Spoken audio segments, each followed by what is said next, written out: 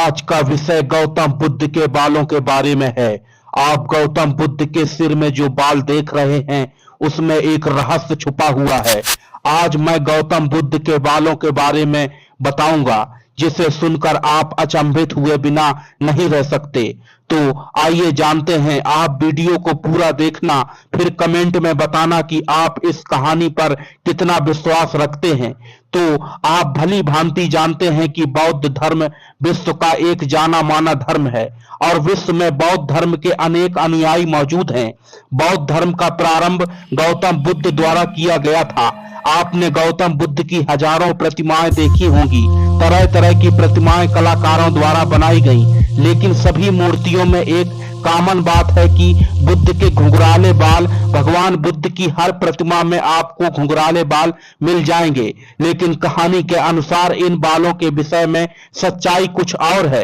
इसके बारे में आप जानकर अचंभित हो जाएंगे। असलियत में बुद्ध के सिर में जो बाल दिखाई देते हैं वह बाल नहीं हैं, बल्कि बहुत सारे जीव हैं। दोस्तों, बौद्ध धर्म के विनय पटक ग्रंथ में बौद्ध भिक्षुओं के लिए कई प्रकार के दिशा निर्देश दिए गए हैं।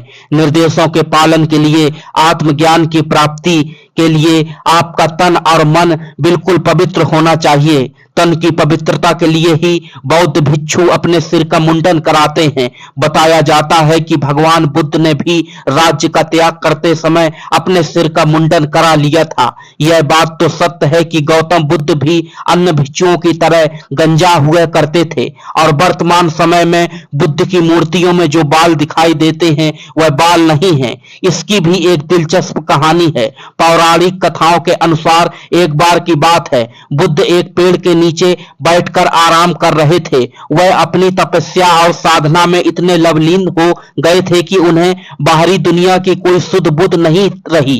उस समय जब गौतम बुद्ध पेड़ के नीचे साधना में लीन थे, बहुत प्रचंड गर्मी का मौसम था और सूर्य भगवान ठीक उनके सिर के ऊपर मौजूद थे।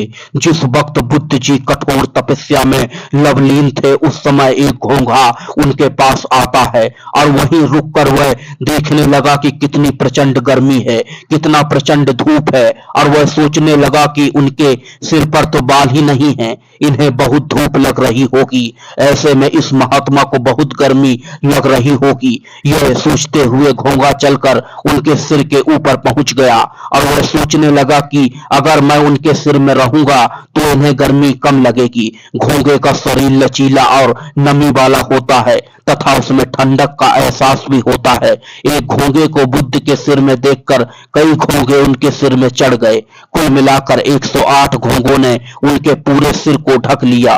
भगवान बुद्ध की तपस्या में इन 108 घोंघों का भी योगदान माना जाता है। इन 108 घोंघों की याद में बुद्ध के सिर में घुंघराले बाल बनाए जाते हैं। लेकिन आज के समय में कुछ लोग ऐसे भी हैं जो इस बात को सच नहीं मानते। उनके अनुसार बुद्ध के सिर में बाल ही नहीं हैं। कुछ लोगों का मानना है कि भ्रमण के दौरान बुद्ध के बाल बढ़ गए थे और उन बालों के साथ ही वह तपस्या करने लगे थे और अधिक तपस्या में लीन होने के कारण उनके बाल जल गए और वह घुंघराले हो गए। आज भी विश्व के कई इलाकों में जहां गर्मी धूप प्रचंड होती है, कुछ लोगों के बाल घुंघराले हो जाते हैं। इसी आधार पर महात्मा बुद्ध के बाल घुंघराले बनाए जाते हैं। यह तो मान्यताएं हैं, लेकिन आप लोग इस बारे में क्या सोचते हैं? भगवान बुद्ध के सिर में जो बाल बनाए जाते हैं वह बाल हैं या घोंघा? अपने अपने विचार कमेंट बॉक्स में जरूर लिखें। अगर यह वीडियो आपको अच्छा लगा हो तो लाइक अवश्य करें, और जो लोग हमारे चैनल में पहली बार आए हैं